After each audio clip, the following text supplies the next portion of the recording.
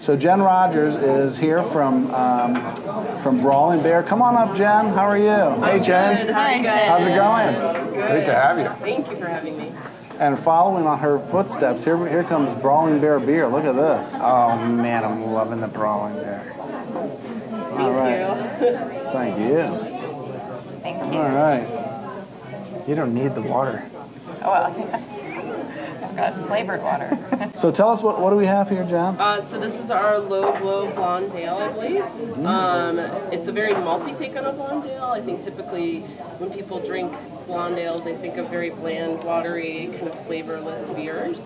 We kind of broke the rules a little bit and really upped the grain bill so that you could really taste those grain flavors. So think of bread and toast and maybe unsweetened graham cracker. And that's what you have here. Yeah, and 6.7% alcohol. Oh, Very is it? low IBUs for the bitterness, Right. so it should be very drinkable beer for you guys. Oh, it's beautiful. Yeah, I love good it. stuff. Yeah.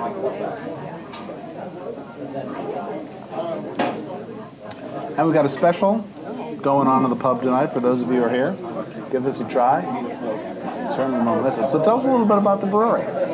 So we're based out of Gaithersburg, Maryland, and our brewing was really born out of a frustration of the different beers in the market being super hot bombs, and my partner and I were really looking for something that was drinkable, enjoyable, something that you could have more than one of and not kind of have your palate be destroyed. Right. So our first beer was our IPA. It's a very citrusy IPA, but very drinkable, and you can definitely have multiple sips, multiple beers, and just, your palate's not destroyed, so you're really more so enjoying the experience than trying to kill yourself. Right. I think it's so interesting you said the hop bomb, because Yeah. there's so many big, heavy, hoppy beers that Yeah. you drink some of it. Sometimes I get a stomach ache, literally, because it's so like hoppy and super bitter. And there's a place for that, but I think the public are kind of tired of brewers trying to outdo each other. Right. And our take is really just making easily accessible beer in an IPA that everybody will enjoy, a blonde that everybody will find something interesting in. And even our new coffee stout, making a nice, approachable coffee stout. And we also have that for sale here tonight, do we not? We do. And that's actually a collaboration beer between Brawling Bear, Calvert Brewing, and Pinkava Coffee Company. And 10% of the net profits are being donated to the Breast Cancer Research Fund. So the more people drink, the more we can give back. So this is the coffee stout. Wow, Cheers. it really smells like coffee. Hello. I'm going to be up all night. I love it. Cheers, man. Wow. Cheers. Yeah, you're done. Okay. You left them hanging. Dave, That's delicious. That's a lot of flavor in there. Yeah. Wow. Might replace my venti Americano every morning. That feels like a right cross. I thought of that. That's good stuff. It tastes like a right cross. That's what it does. I love that. Okay. And we're lucky enough that retailers like the Limerick Pub and other beer and wine stores throughout the area have really bought into what we're doing. And, as of this week, we're almost sold out. So Really? Wow. And we've just started distributing everything. So, going into the month of October and being able to say that we're practically sold out is just a really special thing. So And October is Breast Cancer Awareness Month, October is right? Breast Cancer Awareness Month, and it's something that has affected all of our families, at least at Brawling Bear. And I know Pinkava, she's a survivor as well.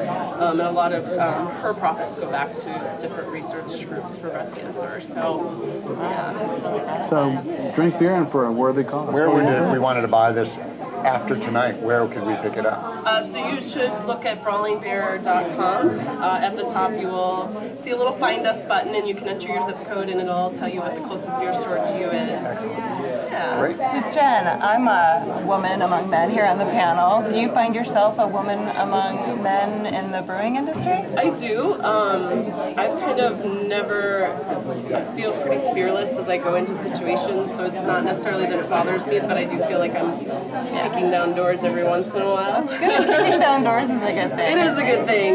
It's funny that in today's day and age you get some sort of resistance for being a woman from some people, but I'll say more often than not the brewing industry is just such a welcoming, friendly atmosphere that it doesn't matter who you are, what your background is, or even what your level of experience is. People are interested, they want to work with you, they want to support one another. So it's a really cool industry to be a part of. So you said you used to be in the marketing business. As an owner of a brewery, you're obviously in the marketing business. So what's the secret to marketing beer?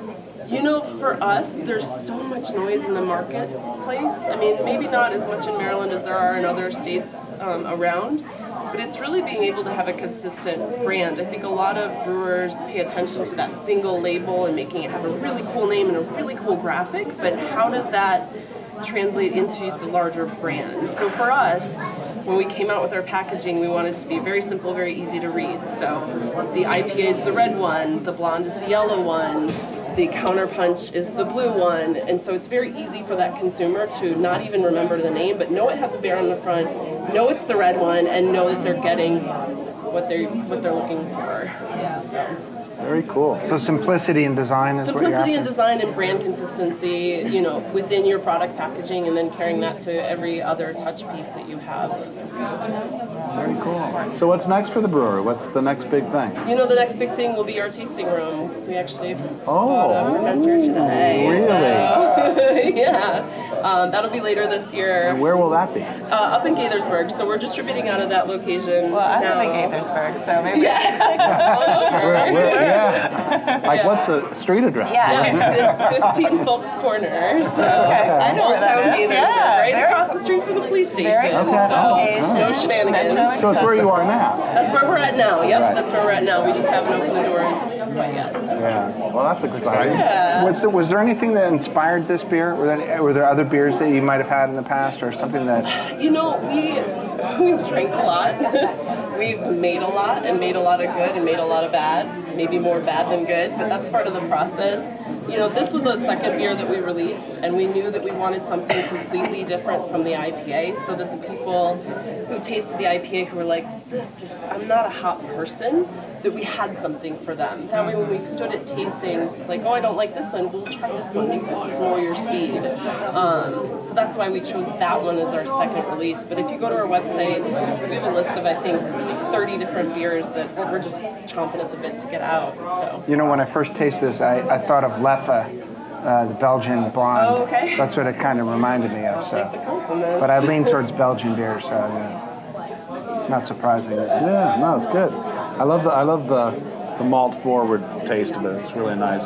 People seem to be afraid of malt. I don't know. You don't see a lot of. It's not as popular, Yeah, I obviously. think as, right now everybody's on IPAs. It's starting to be more the New England style, the juicy IPA. Yeah. I think you'll start to see more of a casual approach to beer as we move forward. I mean, there's so many other options out there and so many other really cool magical things that you can do with just 4 ingredients. You don't need to add cucumber, you don't need to add jalapenos or juice purees.